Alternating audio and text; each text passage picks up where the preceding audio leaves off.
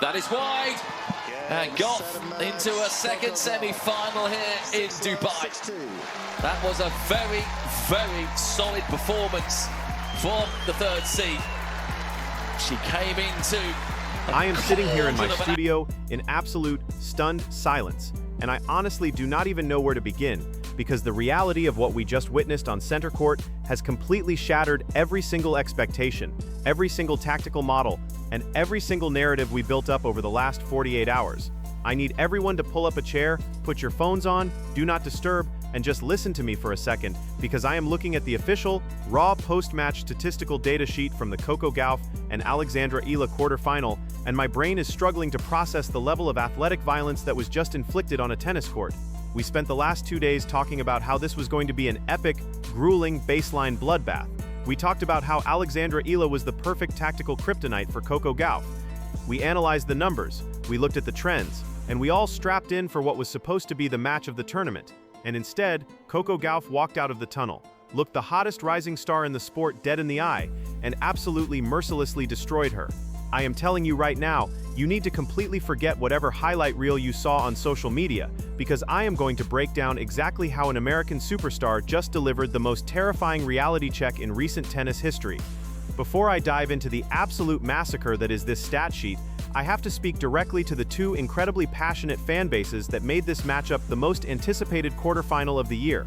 I need to talk to the Coco Gauff fans, and I need to talk to the Eala army. To the Coco fans, you have every single right to take an absolute victory lap today. You have been defending your Grand Slam champion through all the critiques about her serve, all the doubts about her forehand, and all the whispers that she was vulnerable.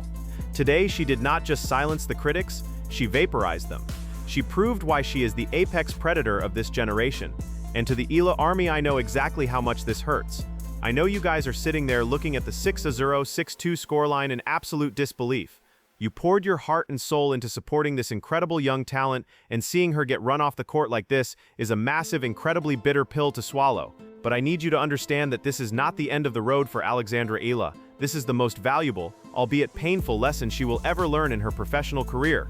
She just found out exactly what the absolute ceiling of the sport looks like, and she found out exactly what happens when your greatest tactical strength runs headfirst into a generational athletic anomaly. For the third seed, she came into a cauldron of an atmosphere here with the crowd behind Eala, but she kept them quiet, winning the first 10 games. Yes, there was a little wobble as Eala attempted to come back. Let us completely dismantle the illusion of what happened out there and look at the brutal, undeniable mathematics of this match. We have to start by looking at Alexandra Eala's side of the stat sheet, because we spent the entire week praising her incredible baseline IQ and her ability to win matches without relying on free points. Well, today, that exact strategy was exposed in the most violent way possible. Look at Eala's first serve statistics. She landed a very respectable 61% of her first serves into the box. In her previous matches, getting the ball in play was enough to start the grinding rallies she thrives on. But look at her first serve win percentage today, 32%. I need you to really truly let that number sink deep into your brain. 32% on her first serve. That is a catastrophic, mathematically devastating failure. It means that nearly 70% of the time that Alexandra Eala landed her primary weapon, she lost the point. How does that even happen? It happens because Coco Gauff looked at that serve, realized it had absolutely zero venom to hurt her, and treated it like a short mid-court practice ball. Coco was stepping so far inside the baseline on the return that she was practically suffocating Eala before the young star even finished her service motion. Eala did not hit a single ace in this match, which means she had absolutely no way to back Coco off the line. Coco was reading the toss, taking massive, aggressive cuts, and completely hijacking the point from the very first strike. And what happens when your first serve is getting absolutely demolished by a Grand Slam champion? The pressure shifts to your second serve, and that pressure is completely suffocating. In the previous round, we saw Eala put up a freakish 74% win rate on her second serve. Today, against the terrifying speed and defensive coverage of Coco Gauff, that number plummeted to 40%. Eala was terrified to hit her second serve. She knew that if she floated it even an inch too high, Coco was going to rip a winner down the line. The baseline dominance that Eala relied on completely evaporated because Coco Gauff simply refused to let her establish any sort of rhythm. Eala was constantly on the defensive, constantly scrambling, constantly hitting shots on the dead run. Eala only managed to win 19 receiving points in the entire match. She could not generate any sustained pressure, and she was completely overwhelmed by the sheer, unadulterated physicality of the American superstar on the other side of the net. But here is the absolute craziest, most terrifying part of this entire statistical breakdown, and this is why the rest of the WTA Tour needs to be extremely, deeply concerned. We have to talk about Coco Gauff's mechanics, because the American played an absolute masterclass while still actively fighting her own service motion. Coco Gauff won this quarterfinal 6-0, 6-2, completely blowing one of the most dangerous rising stars off the court, and she did it while hitting 8 double faults. 8 double faults in a match that only lasted 14 total games. Lyra only hit 1. Coco was still bleeding free points. Her first serve percentage was only 55%, which means she was missing almost half of her first deliveries. In any normal universe, against any normal opponent, giving away 8 free points and struggling to find the box means you are going to get dragged into a messy, complicated 3-set dogfight. But Coco Gauff is not normal. She is a completely different species of athlete. How do you hit 8 double faults and still deliver a 6-0, 6-2 bagel and breadstick? You do it by being an absolute, cold-blooded psychopath on every single point that actually lands inside the lines. When Coco Gauff did manage to land her first serve, she won a staggering 74% of those points. When she was forced to hit her second serve, she won 64% of those points. She completely masked her mechanical inconsistencies by ensuring that whenever the ball was in play, she was the undisputed dictator of the baseline. She was hitting the ball so incredibly heavy, moving with such explosive speed, that Eala was completely paralyzed. Coco won 55 total points in this match, compared to Eala's 33.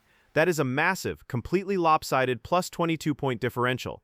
Coco hit 1 ace, which shows she wasn't just relying on serving bombs. She was winning this match by fundamentally outplaying, outhitting, and outclassing Eala from the back of the court. If you want the absolute concrete proof of just how thoroughly Coco Gauff broke Alexandra Eala's spirit today, you only need to look at the momentum statistics buried at the bottom of the datasheet. Look at the maximum consecutive games won.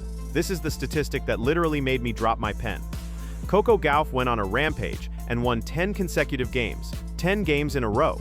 I need you to vividly imagine the psychological devastation of being Alexandra Eala in that scenario. You walk onto center court for the biggest match of your life. The crowd is buzzing, the expectations are sky high, and you proceed to lose the first set 6-0. You sit in your chair, you try to regroup, you tell yourself it's a new set, and you immediately go down 4-0 in the second set. 10 consecutive games lost. That is not just losing a tennis match, that is being put into a complete and utter psychological chokehold.